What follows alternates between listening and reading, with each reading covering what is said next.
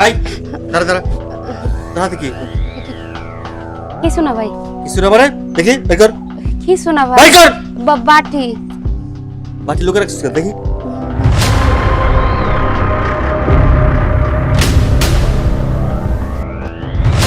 ভাত চুরি করেছিস? এই, তুই প্রতিদিন আমাদের বাড়ি থেকে ভাত চুরি করে নিয়ে যাচ্ছে তাই না? ইয়ে মানে ভাইজান, আমি ভাত চুরি করি নাই, আপনি আমারে ভুল বুঝতেছেন। চুপ মিথ্যাবাদী, তোদের মতো ফকির নিজে না এসবই করে বেড়াস, ঠিক আছে? ইচ্ছা মতো খাস আর যাওয়ার সময় চুরি করে নিয়ে যাস। ভাইজান, আপনি শুধু শুধু আমারে দোষারোপ করতেছেন। আপনারা প্রতিদিন আমারে যে খাবার দেন সেটা আমি অর্ধেকটা খাই আর অর্ধেকটাই বাটি ভরে নিয়ে যাই। আপনি কোনোদিনও দেখছেন আপনাদের বাড়িতে এসে কোনোদিনও ভাত চুরি করে নিয়ে যাইতে? যদি এমনটাই হইতো তাহলে তো আপনার ঘরের অনেক কিছু চুরি করতাম। আমি আরো সুন্দর করে গুছিয়ে গেছে রাখি, খাবার টাবার সুন্দর করে রাখি, আর আপনি আমারে দোষারোপ করতেছেন। এই ফকির বাচ্চা, কত বড় সাহস! কি হইছে রে সূর্য? বাবা দেখো, এই ফকিরনি আমাদের বাড়ি থেকে প্রতিদিন ভাত চুরি করে নিয়ে যায়। ওরা হচ্ছে চোর, ওরা হচ্ছে বংশগত চোর। কাজে লোক রেখেছে না জেনে না শুনে।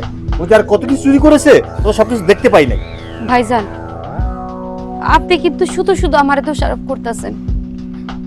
কাজের লোক হইতে পারি কিন্তু চোর না। আজকে 5-6 বছর যাবত আপনাদের বাড়িতে কাজ করি, এই আপনাকে আমার প্রতি বিশ্বাস।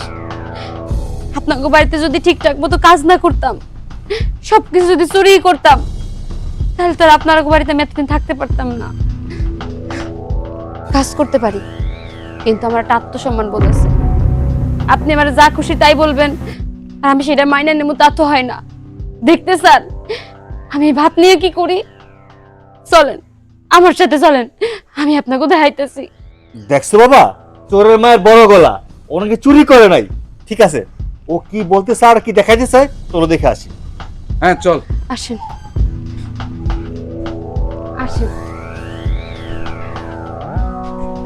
ভাইজান, দেখো কারা আইছে। ওঠো ভাই।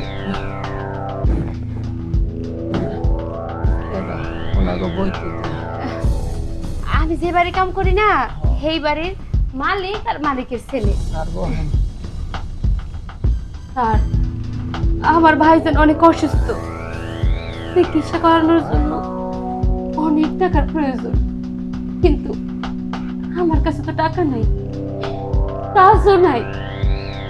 আপনাকে বাড়িতে এই 5-6 বছর যাবত কাম কইরা আমার ভাইয়ের 2 বেলা 2 মুঠো ভাত খাওয়াই, ওষুধ খাওয়াই, কিন্তু আপনারা আমার যে টাকা দেন সেই টাকা দিয়ে তো ভাইয়ের খাওয়ানি হয় না, ওষুধ কিনবো কেমনে? তাই আপনাকে বাড়িতে থাকা অবস্থায় আপনারা আমার যে খাবারটা দেন সেই খাবারটা থেকে অর্ধেকটা আমি খাই আর অর্ধেকটা আমার ভাইজানের জন্য রাখি, যাতে আপনারা যে টাকা বেতন দেন সেই টাকা দিয়ে আমি কিছু ওষুধ কিনতে পারি। বাইরে তো আর সুস্থ করতে পারবো না, কিন্তু বাসায় এত রাখতে পারবো যেত কয়দিন ভাই ভাইসা থাকবো, অত কয়দিন আমার মাথার উপর একটা ছায়া থাকবো।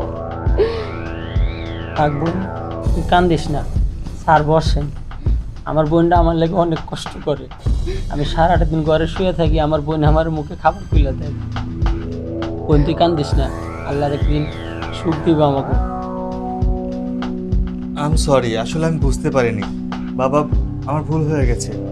ওর ভাই এতটা অসুস্থ আর ওর ভাইয়ের জন্য শুধু খালি ভাত নিয়ে আসছে, এটা মোটেও ঠিক হয় না। আর আমি ওকে উল্টো অপবাদ দিচ্ছিলাম।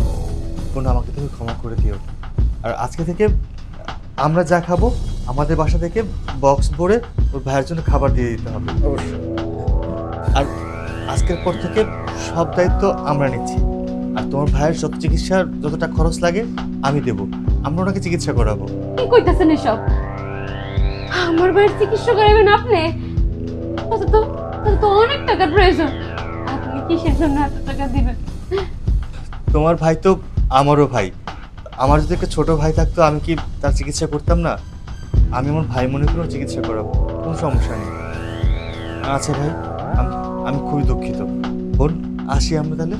না বোন, আর আমি কিছুক্ষণ পর বক্স করে খাবার নিয়ে আসছি। আবার কোনো সমস্যা নেই। কি বোন, তোর মন খারাপ?